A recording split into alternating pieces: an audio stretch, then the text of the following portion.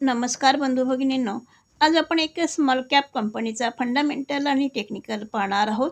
जी company आपल्या 52 weak हायजवळ trade करीत आहे. त्या कंपनीचं नाव आहे अवंती फीड्स लिमिटेड.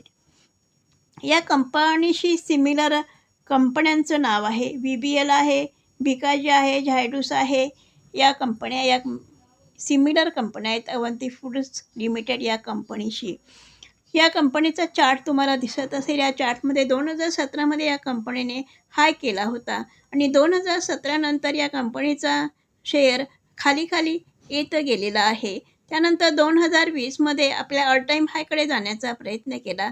पुन्हा तिथून हा शेअरचा चार्ट खाली आलेला आहे आणि आता आपल्या 52 वीक हायजवळ ट्रेड करीत आहे.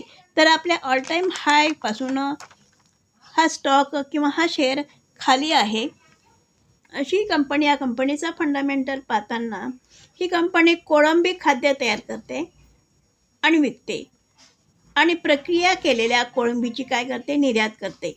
भारतातील कोळंबी खाद्याची सर्वात मोठी उत्पादक कंपनी आहे. भारत, बांगलादेश, श्रीलंका येथे खाद्य विकले जाते. कोळंबीवर प्रक्रिया आंध्र प्रदेशमध्ये केली जाते. आंध्र प्रदेशमध्ये 6-7 असे उत्पादन क्षेत्र आहे. त्या ठिकाणी कोळंबीवर प्रक्रिया केली जाते. इतर देशात निर्यात केले जातात. Europe, US, Japan, Korea, Australia या मध्यपूर्व या देशांमध्ये कोळंबी निर्यात केली जाते. हा व्यवसाय उपकंपनी अवंती फ्रोझन फूड्स लिमिटेडद्वारे नियंत्रित केला जातो. अशी ही कंपनी आहे अवंती फीड्स. ही श्रिम्प फीड उत्पादनामध्ये गुंतलेली कंपनी आहे. जे ट्रेडिंग प्लॅटफॉर्मवर अवंती फीड्स लिमिटेड या कंपनीचा शेअरचा चार्ट लावलेला आहे. 1 मंथ टाईम फ्रेम आहे. 1 मंथ टाईम फ्रेममध्ये तुम्हाला दिसत असेल की 615 रुपये या शेअरची किंमत चालू आहे. हा 639पर्यंत जाऊन आलेला आहे. हा 639 हा एक रेजिस्टन्स आहे. हा 639 रेजिस्टन्स ब्रेक केला तर हा 675पर्यंत हा स्टॉक जाणार आणि 675 जर क्रॉस केला तर येणाऱ्या दिवसामध्ये हा स्टॉक 768 रुपयापर्यंत जाऊ शकतो आणि 768 रुपयाचा जर हाय केल्यानंतर हा आपला ऑल टाईम हाय आहे 977 रुपये. हा या शेअरचा ऑल टाईम हाय आहे.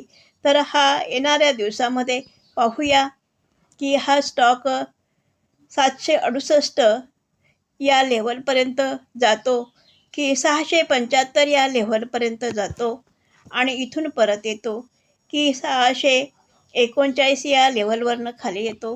पाहूया येणाऱ्या दिवसामध्ये. आता आपण 1 वीक टाईम फ्रेम पाहूया.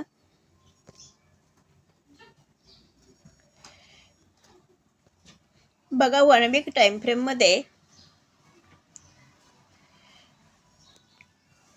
हा 639 हा जो आहे एक रेजिस्टन्स आहे. या रेजिस्टन्सवरनं हा शेअरचा चार्ट खाली आलेला आहे आणि 639कडे हा जाण्याचा प्रयत्न करीत आहे. हा 639पर्यंत जाऊन किंवा क्रॉस करून हा 675पर्यंत हा जाणार का पाहूया. पुढचा रेजिस्टन्स आहे 675 हा रेजिस्टन्स आहे. 639 हा रेजिस्टन्स जर क्रॉस केला तर हा 675 या रेजिस्टन्सपर्यंत जाऊ शकते. बघा 675 हा रेजिस्टन्स आहे. त्यानंतर त्याचा पुढचा रेजिस्टन्स आहे 768 रुपये. 977 रुपये हा ऑल टाईम हाय आहे. या ऑल टाईम हायपर्यंत पोचण्यासाठी भरपूर वेळ लागेल. हा आता 768 त्यानंतरचा रेजिस्टन्स आहे. या रेजिस्टन्सपर्यंत पोहोचेल किंवा नाही हे येणाऱ्या दिवसामध्ये कळेल. पाहूया आता आपण 1 डे टाईम फ्रेम. बघा 1 डे टाईम फ्रेममध्ये